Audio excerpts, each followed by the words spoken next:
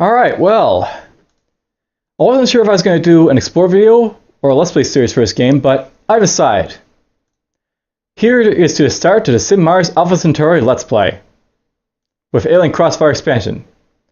But first, we're just going to jump to this video, to this game here to view the basically starting cinematic video for the original game. So we'll do that.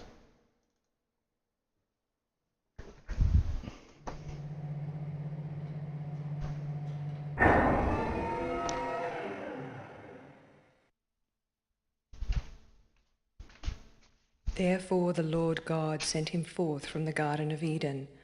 He drove out the man, and he placed at the east of the Garden of Eden cherubim, and a flaming sword which turned every way to keep the way of the tree of life. The Conclave Bible, Data Links.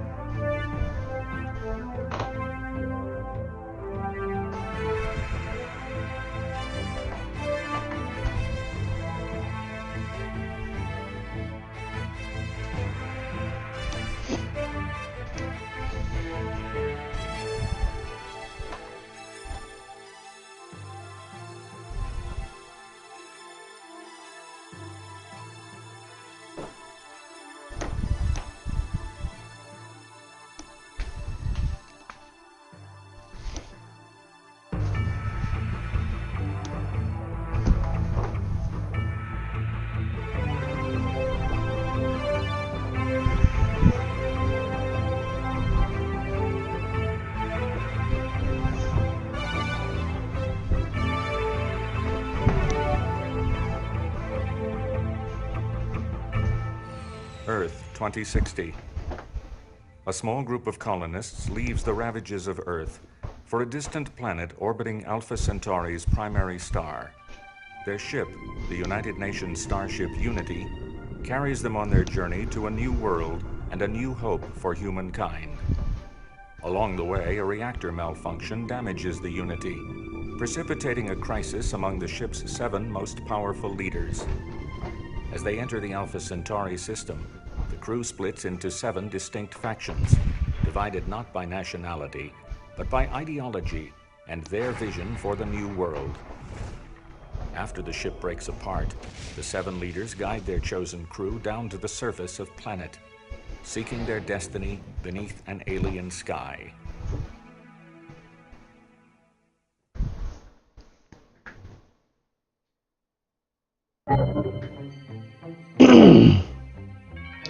Alright, so that was the open cinematic for Sid Meier's Alpha Centauri, a game by Brian Reynolds Designs.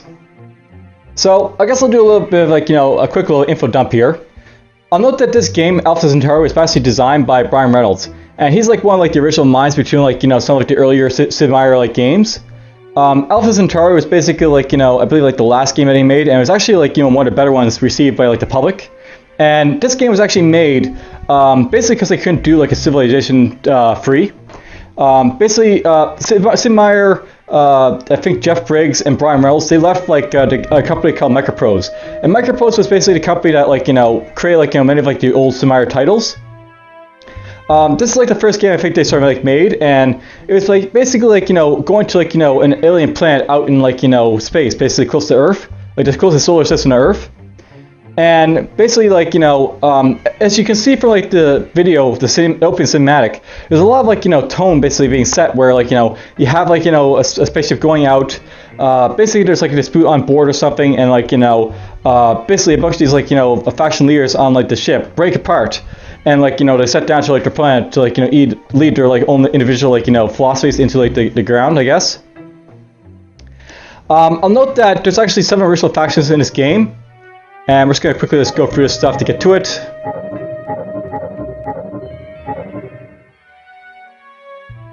Basically, here are the original 7 factions of the game. You have Gaia's Stepdaughters, Human Hive, the University of Planet, Morgan Industries, Spartan Federation, the Lord's Believers, and the Peacekeeping Forces. Now these different factions, basically they all have their strengths and weaknesses, and they actually all have their own sort of feeling to them. And this is actually something that people really remember this game very fondly for. It's basically like the feeling that each like the different factions have, how like they can like interact with each other, and like basically like the overall design of this game. It's a very like well-designed game, and a lot of people basically like it a lot. I'll get into like this a little bit more when we basically jump into expansion, but basically that's like all the factions here, and let's just get into the other game, I guess, the expansion. I'll have one more opening schematic to go through, and then we'll basically start to explain a little bit about the game proper. And by the way, if you haven't really guessed, this video is basically going to be all about explaining like the choices I'll be making to like set up the game and other stuff regarding that. I'll note that well, let's just put it this way: I'm going to change a few things around, just tweak around a few things for my own liking, and that's one of the things I like about this game is that it has a lot of like options to like to change around how the game works.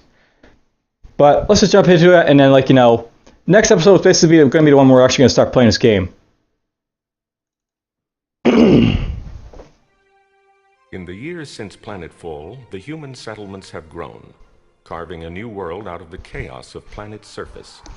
An uneasy peace exists between the factions, broken only by the occasional skirmish for resources. That uneasy peace is shattered by a new arrival in the skies above Chiron. 2 scout ships from different factions of a far-flung alien race arrive, seeking the location of a lost nexus of energy, the legendary 6th Manifold.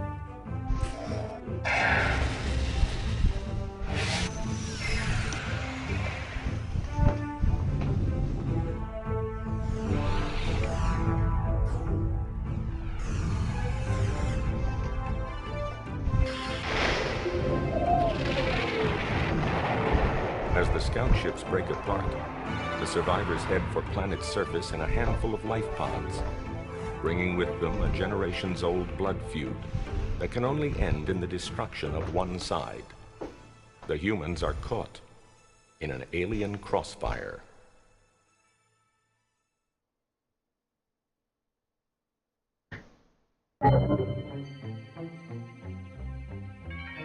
Alright, so Sid Meier's Alien Crossfire. Now, before we basically jump into this one, I'll note that the theme for like Alien Crossfire is that this is like like basically coming from like the events a little bit past like the initial like setup for like the game. Basically, like the factions have like thrived a little bit on the planet, and all of a sudden 2 aliens drop out into like the solar system, and basically they crash land onto the planet itself, and they're basically fighting each other. The aliens themselves are a lot more technologically advanced than the humans, and they actually have a lot of like good benefits to them.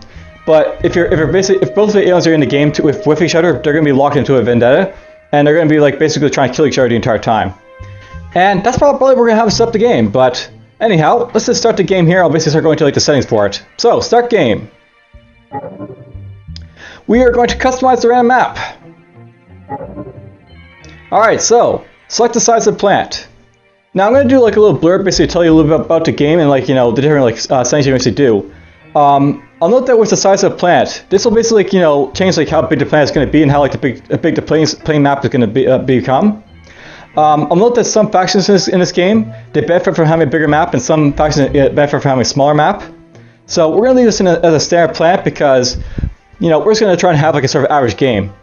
And I'm going to do a lot of this for like a lot of these like different like modifiers.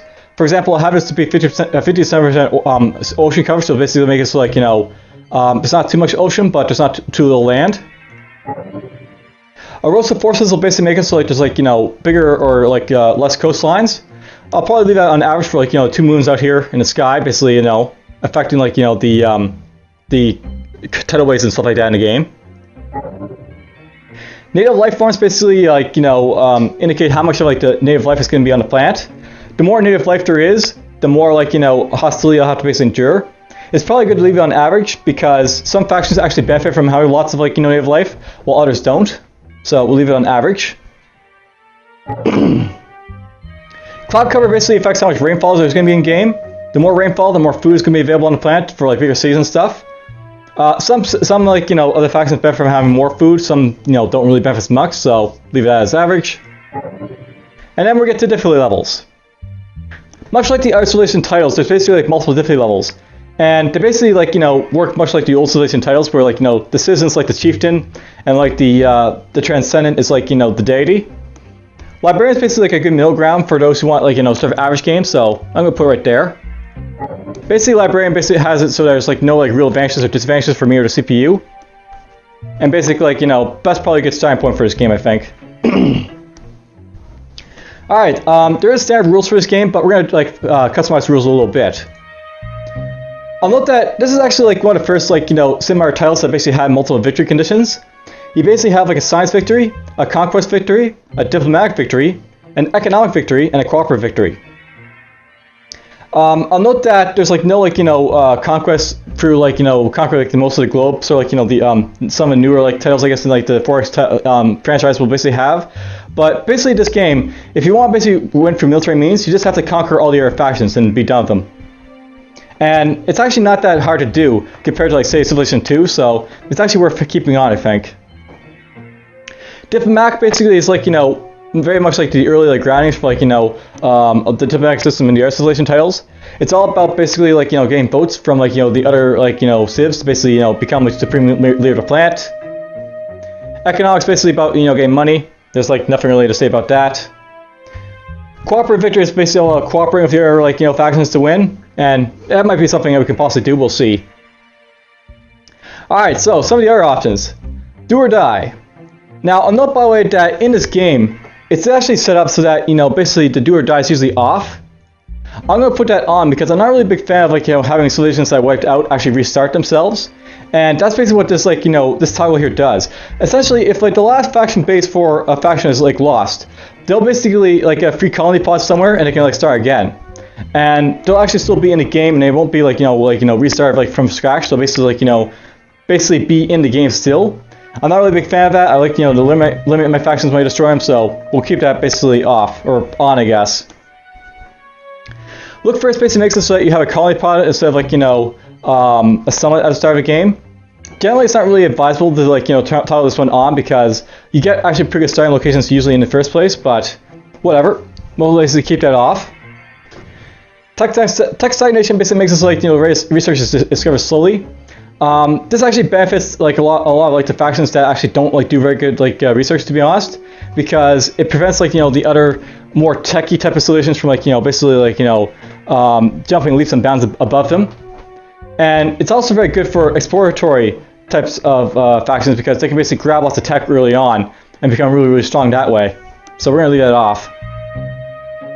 Spoils of War basically means that you can steal tech when you basically conquer bases. One of the factions, the one I'm actually probably going to use for this like, you know, let's play, they can actually like steal like research when they conquer base. So we're actually going to keep that basically off for, you know, a little bit of benefit for myself, I guess.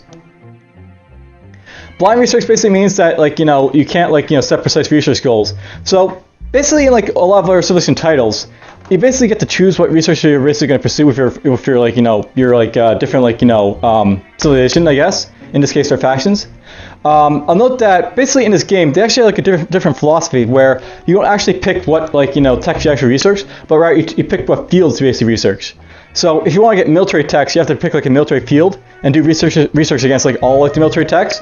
Whereas like, you know, in like, you know, the original game, you basically pick like the individual techs of that field that you basically research in. I'm going to keep this off because the aliens actually get a benefit where they can actually pick what research they do. And well, I kind of like this, like the idea that you basically pick a field and not like, you know, a specific type of like, you know, technology to research. Intense rivalry basically makes it so the opponents are more aggressive. We'll leave it off because it basically makes the AI stupidly like, you know, unfun to play with, I guess, early on sometimes. No unity survey world map not visible. Now this is usually basically on by default and basically makes it so like, you don't actually see the world map. I like to leave this off because I actually kind of like the idea of being able to see like, you know, my surroundings, and it basically helps with, like, with playing your cities very well. And one moment, just need to take a water.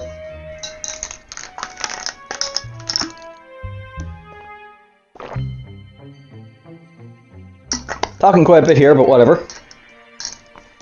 No unit scattering basically makes us like the supply pods. Supply pods are basically your goodie huts in this game, and if you want to, you can have like all the goodie huts appear around your settlement. I like to leave this off because it basically makes for like more supply pods to collect, and it basically, like, you know, it makes it more fun to basically explore the map. Bell curve basically makes so there's no random events. That's usually, you know, good if, like, you know, you want to have, like, you know, more stable game, but I like to have a little bit of randomness, so why not? We'll keep that, like, you know, off. Time warp basically means accelerated start. That's worth if you want to basically have, like, you know, a faction right from the get-go, but I don't really care about too much, so we'll just leave it off. Iron Man basically makes it so your saves and resources are restricted to exit, so why not? I'm a really player. We'll keep this on. And of course, randomization makes you guys do random stuff, and I don't really care about that, so we're going to like ignore those things. All right, so I'll note by the way that in like the expansion, these are the factions that came with the expansion: the Consciousness, Pirates, Drones, Angels, and Planet Cult. So these are all the factions that basically came with like the expansion, and they're basically very similar to like the original factions, but with a few differences. The Cybernetic Conscious is basically like, you know, a faction that's basically all about research, much like the university was. But she, unlike like the university, she's actually a little bit better on probes and she's good on efficiency, and it comes at a cost of growth. And this actually isn't as bad as it sounds, because basically she's basically like gonna, like, you know, be very good about like constructing stuff. And well, I guess how do I put it this way? She basically has very good efficiency. She has very developed cities in the university, and she's much more, like, you know, stable and like protecting herself. So she doesn't, like, you know, get her tech stolen and stuff like that, which is, you know, good. You have the Pirates. Now, the Pirates are very unique in that, unlike the original factions, this guy is like, you know, a faction that starts on a sea, and you'll basically, like, you know, see what that basically means when we basically get to it in the game. Basically, this guy's oriented around like sea life. And it's like, it basically has a big starter bonus because none of the other factions basically are, like, you know, sea-based. So basically, if this guy's in the game, he basically gets to explore all the oceans and find lots of tech very early on that none of like, the other factions can basically get him themselves. And you can make a lot of very good use of these guys basically to like get really, really strong. And then even though like this guy doesn't have like a whole lot of like good bonuses like the other factions, he basically gets to have, like, you know, a very good start nonetheless. You got the free drones. The free drones are basically like, you know, an emancipating movement. I like to think that these guys are like, you know, the how can I put this? These guys basically come from like the Hive. Basically, they had in like, you know, the fact that they were basically being suppressed so much, but they didn't, like, you know, get rid of that suppression completely. Anyways, these guys are like, you know, good about industry, bad about research. They're basically good about, like, you know, not having, like, you know, civil dysfunction and stuff like that. The Data Angels. These guys are basically a tech thieves, pretty much. They have good probe, but they have bad, like, you know, policing. And I got the Cult of Planet here. And these guys are like a cult. They're basically like, these guys are like a blend of like the Gains and the Believers. Alright, so if you're basically like interested in these factions, I'll basically do a quick run through what, you know, what they all are from like up here. First things first though, we'll do random, random, random, random. And I know by the manifold caretakers and usurpers are the aliens in this game. They basically get a whole lot of text at the start of the game, and they basically get, like, you know, a lot of, like, you know, different boosts basically to, like, you know, make themselves superior to humans. But if they're both in the game, they basically are hostile to each other, and, like, you know, it helps to basically keep them, like, you know, in check because they're always fighting each other as a result. Anyhow, I'll note I'm going to probably play with the Cybernetic Consciousness, but we're just going to quickly run through all the different factions and can basically see what they all do. I'm not going to explain what they basically do here. I'm just going to quickly, like, you know, just jump through them all. Basically, you guys get to read. So pause if you need to. I'll basically try and keep up for about 5 seconds each. So there's stepdaughters. You can read that stuff. Pause this. Pause the video here if you basically want to read it. And there's the Hive. And even though it says, like, you know, these, like, you know, aren't based on, like, nationalities, they really made this guy really based on the nationality, didn't they? Atheist police state from Great China.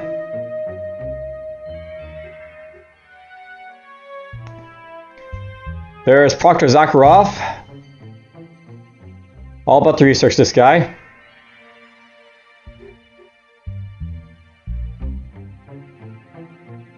There's CEO Nabudik Morgan. And Morgan, I'll note by the way, this guy in the game, he's basically like the funder of like the Unity like space project. So this is the guy who got the funds and, like, you know, created the spaceship that brought all these you know, all these factions to Alpha Centauri in this game. There's the Spartans. There's one of like the military factions in this game. I'll note that she's also very good about exploration too, because she has mobility.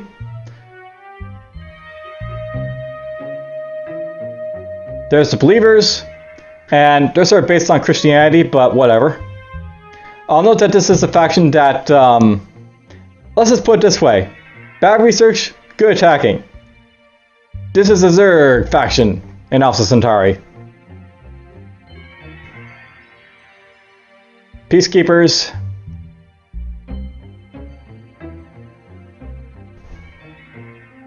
I know this guy's very good about like, you know, diplomatic stuff, by the way.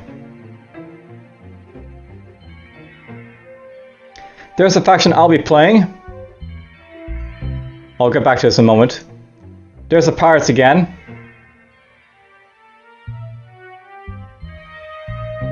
This guy usually gets pretty big, but doesn't mean he's going to be necessarily strong. It just means he's going to get very big and have good advantage from it.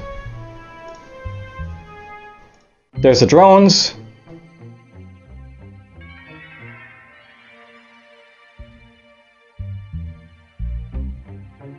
And you have to be very careful with this guy because he can actually get a lot of population really quick if you're not careful. If like the other like, you know, factions have lots of revolts and stuff. There's the Data Angels. Good about like, you know, sowing discord in like the enemy factions. The Info Girl.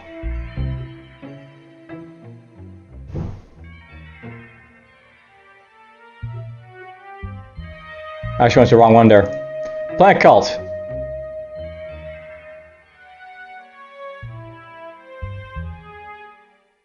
And oh boy, if you want to play like, you know, a sort of like, you know, like a pet type of like, you know, civilization, this is the one that has all the pets. I mean, the games do too, but this guy has the pets for sure. And then there's the alien caretakers. These guys, by the way, are defensive, the caretakers, as opposed to like the other guys who are more offensive. Basically, they get like a bonus in defense, whereas the usurpers, they get benefit in offense. And we'll be playing with consciousness here. Alright, so to talk a little bit about the faction I'm going to choose here. Basically, the leader is Aki Zeta-5, the Prime Function Shell. Her background is subroutine specialist under Unity's science officer. Her agenda is rational objectivity. She starts with 2 technologies as opposed to the usual one that most of the other factions start with. Not including University, who basically starts with 1 tech of their choice, and like a Pacific Tech. This faction is basically all about research, but they're also not that bad at like, you know, basically managing their cities, as opposed to say like, you know, the University of Planet. They grow a little bit slower, but at the same time, that's fine for me because I don't really care about having too much growth in my cities that much, so we'll do like a slow start. Alright, let's go. Okay. Those who join us need give up only half of their humanity, the illogical, ill-tempered, and disordered half, commonly thought of as right brain functioning. In exchange, the left brain capacities are increased to undreamed potential.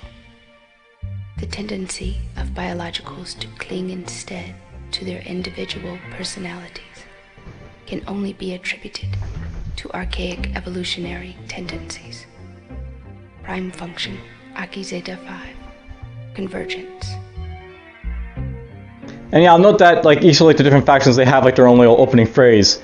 And you'll actually see a lot of this in this game. There's actually like, you know, all of it, like this game's entirely fictional, but it has so much depth to the lore that's actually like, you know, kind of awe-inspiring to like, you know, how much like, you know, thought went into this game. And Brian Reynolds really has to be congratulated for it for quite a bit. Anyhow, we're going to play as Aki Zeta 5, and if I want to, I can change my gender and all this other stuff, so I can actually change like, you know, the formal and all this other stuff, but we'll keep it as is, and let's jump in.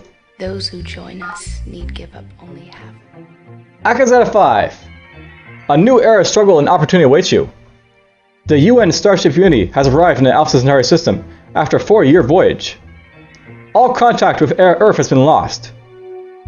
After Captain Garland's assassination by an unknown assailant, the crew mutinied and split into factions. In the ensuing conflict, some seized control of the Unit's colony pods. You now shape the destiny of your cybernetic faction, which has just made Planetfall.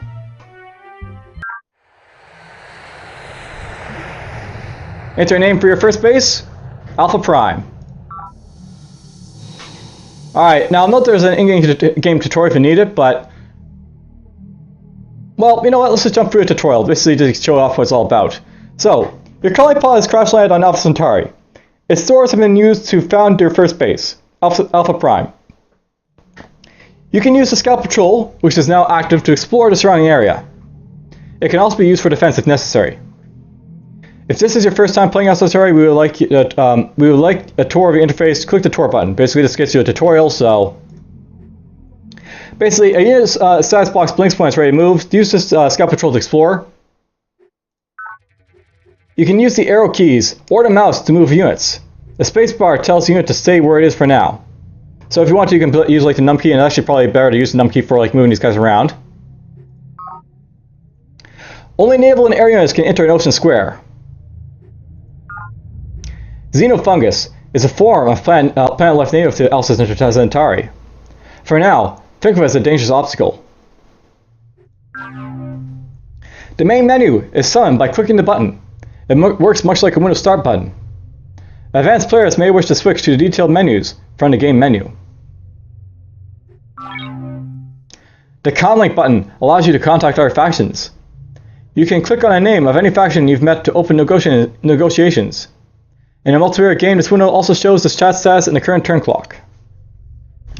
And I'll note that this is something I note, by the way. Something I note right off the bat from, like, you know, the like new Beyond Earth game that basically came out, which is basically the spiritual successor to this game. They actually have it so, like, you know, in this game we actually have to rediscover contact with the other factions. So it's kind of like, you know, much like the original Civ game in that way, as opposed to, like, you know, everyone like automatically knows how to talk to each other. But whatever. Let's continue. The unit window shows you which unit you are moving right now, which unit you currently have selected. The terrain window details the terrain at your current location.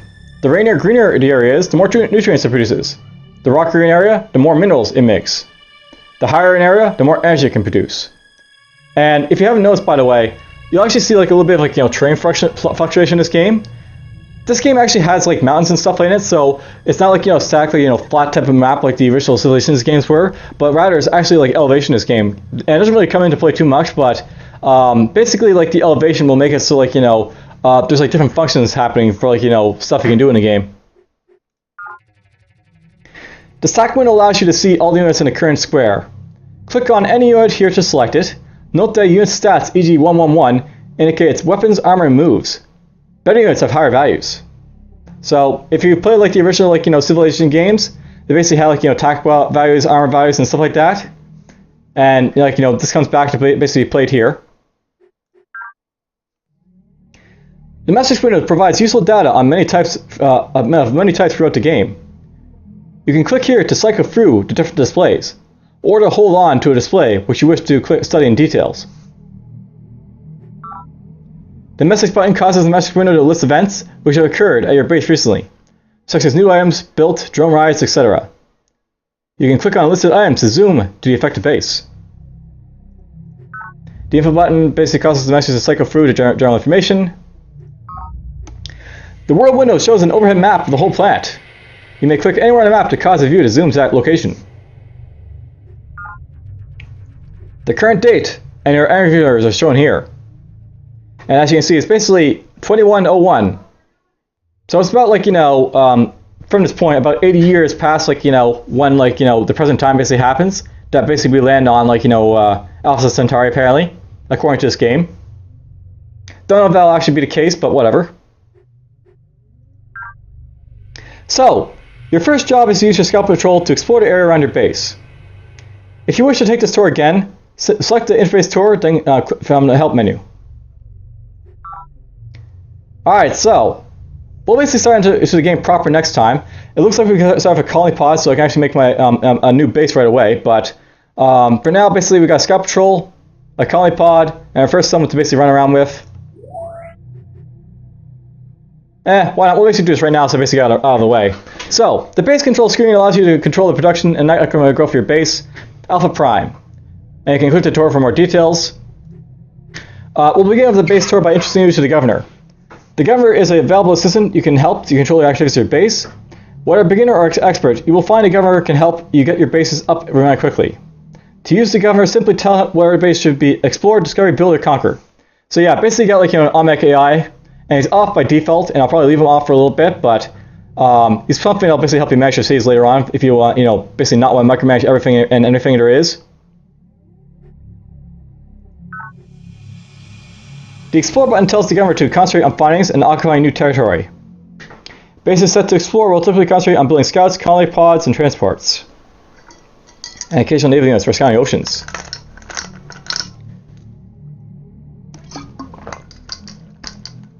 Again, lots of talking, need water. This button is especially useful early in the game, when you need to expand quickly. The Discovery button emphasizes scientific discovery and technological breakthroughs. The governor will concentrate on building science facilities, such as network nodes, secret projects, probe teams, and prototype units.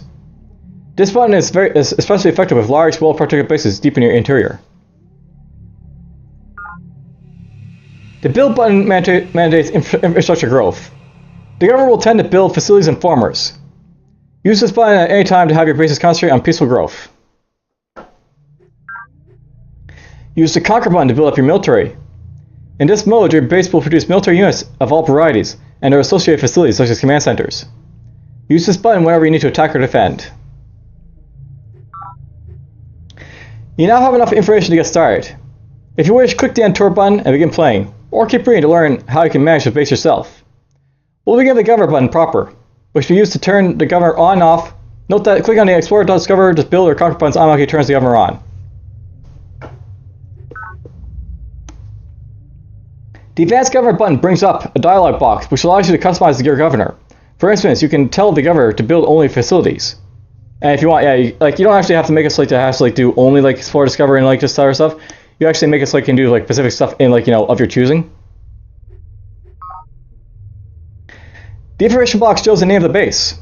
So there's the first base, Alpha Prime. For convenience, the date and your current energy reserves shown here. If your base has grown large enough to pose a danger to the local environment, the ecological damage indicator shows the potential chance of intervention by the plant. So something to know about this game is that, like, you know, basically as you grow these cities, they'll basically become like more threatening to the plant, and as a result, the plant will basically start to attack your cities more often. So if you grow your cities like really, really strong, it'll basically piss off the plant, and as a result, they'll basically like, you know, produce units to basically attack you. And they can be very devastating to the enemy units because, unlike like the original Civilization games, the alien life forms in this game are always going to be a threat because of the fact that they have like a different attack system.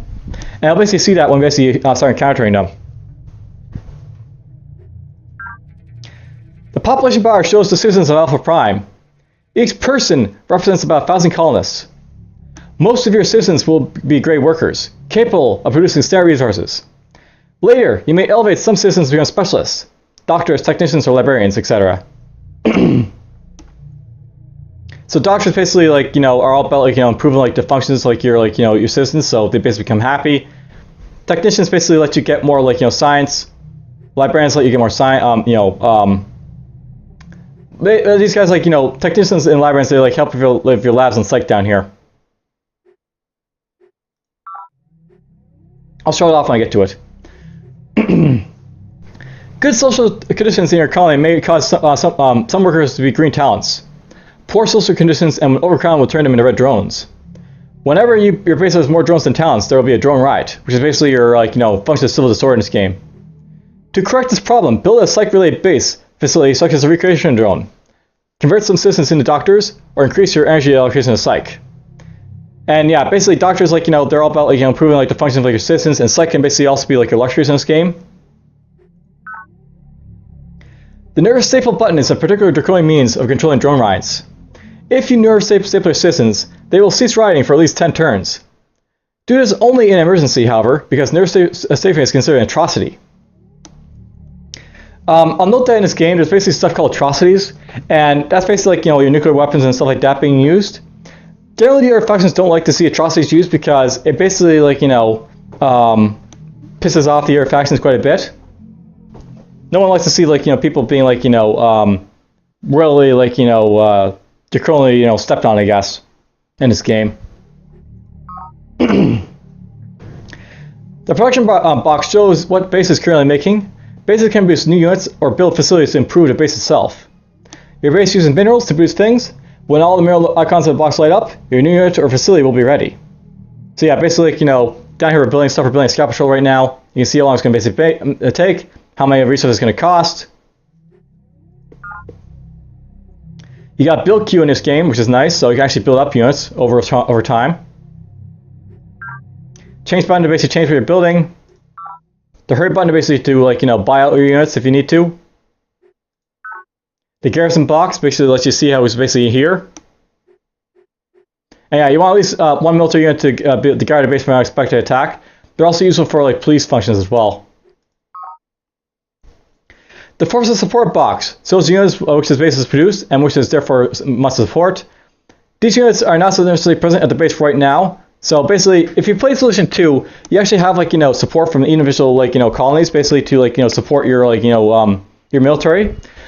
Basically how it works, for those who don't know, you basically have resources being used to develop stuff. But as you get more and more units, you'll basically have to start supporting of some of your resources. And if I basically have 10 units here, I'll have say 8 of that shield production being taken away from over here to feed into these guys. And you'll basically see that when we get to it. The facilities box shows any facilities you have built at this base. Facilities increase your potential of your base. For instance, a network node increases your lab's output, but most facilities require a small amount of energy each turn for maintenance. If you no longer want one of your facilities, just click to scrap and recycle it. So basically, buy and sell infrastructure.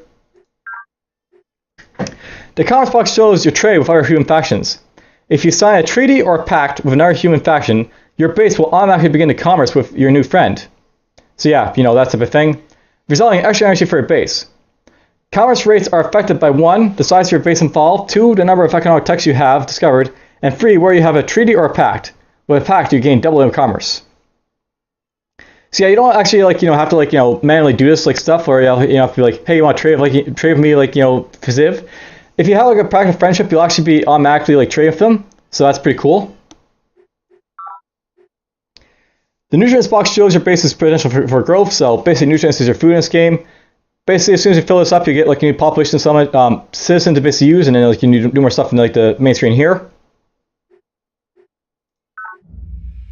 The base map shows the region around your base. Any square in this region can be farmed, mined, or otherwise improved by citizens in order to produce nutrients, minerals, and energy, which are the basic economic units of the game. Squares in use are marked with icons showing the quantity of each resource they are producing. So right now we're basically producing food and shields here. If I put it somewhere else, I'll basically get different stuff. We'll basically show that when I get to it, I guess, in the main game. You can utilize one square on this map for each worker you have at the base.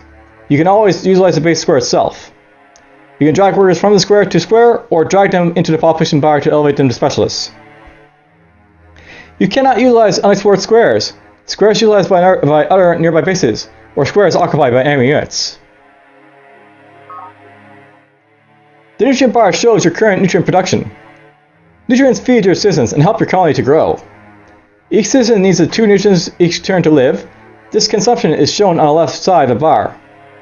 So yeah, you can see right there how much they're basically consuming, or how much they're basically producing.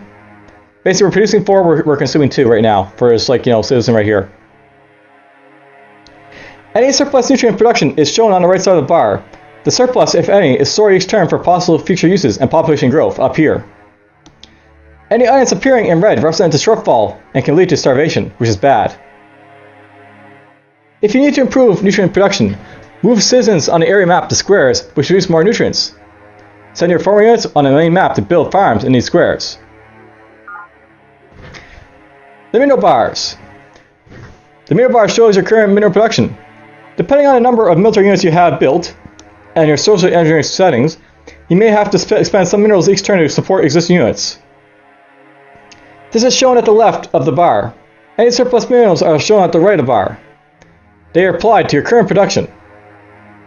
Any items appearing in red constitute a support shortfall and can lead to elimination of unsupported military units, which is bad. Basically, what this means is if you don't have the production for your units, they'll actually start disbanding in the field, which is usually bad. If your base needs more minerals, send your farmer unit to build more mines. The energy bar diagram the energy bar diagrams the current energy output of alpha prime. Any red tiles represent energy loss to inefficiency. Inefficiency increases when your social engineering choices are inadequate to the needs of a larger colony and population. If you are losing a lot of energy to inefficiency, consider building a challenge creche to increase efficiency or switching to a more economically efficient social model, for instance. If your base needs more energy, send your former units to build solar collectors. The energy allocation chart shows how your energy output is being affected amongst your three priorities: economic, labs, and psych. You can relocate your energy at any time by selecting the social engineering from HE menu. Energy allocated to economy is used to increase the energy reserves, which you can spend to hurry production, bribe neighbors, and maintain base facilities.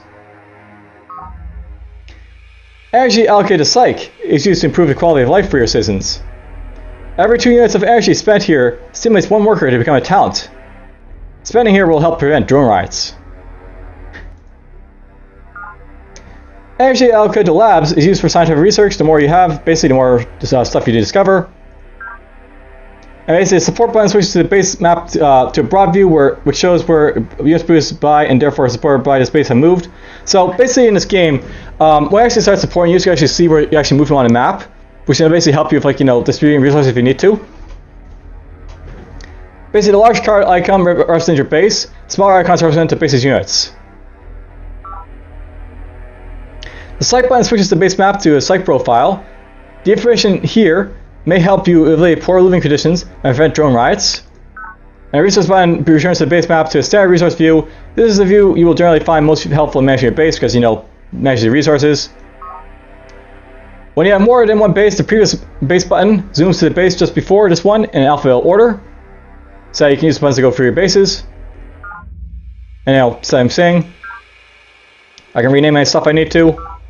And then, there we go, that's the tour. Alright, so. I actually didn't mean to do like both those tutorials, but in the same way I'm actually sort of happy because now I don't get to show me like the first episode. Let's just jump in the next episode then, and I'll see you guys there. Whoops. Yeah, you have to hit the button, not hit escape key, by the way, in this game. Alright, let's go with, let's play start. Your game has been saved. Since this is an Iron Man game, the Chrome will not shut down. Pew. And I'll see you guys in the next one. Take care.